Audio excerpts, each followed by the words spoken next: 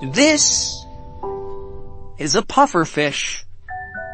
I've always wondered what's inside a pufferfish and what are pufferfish spines?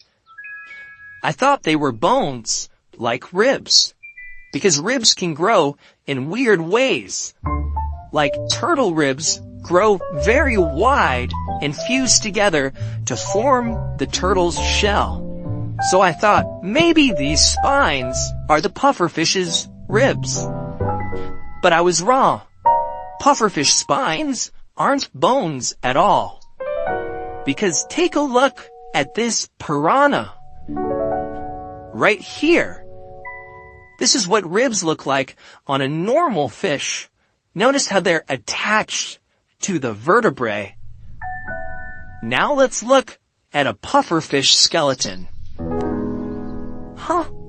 There's some preserved skin draped over it. Let's try to pick it up. It's not attached to the rest of the skeleton. And if I rotate it backwards, there are a bunch of spines layered on top of each other. See how they're attached to the skin? They're not like the ribs on normal fish. They're not attached to the vertebrae at all.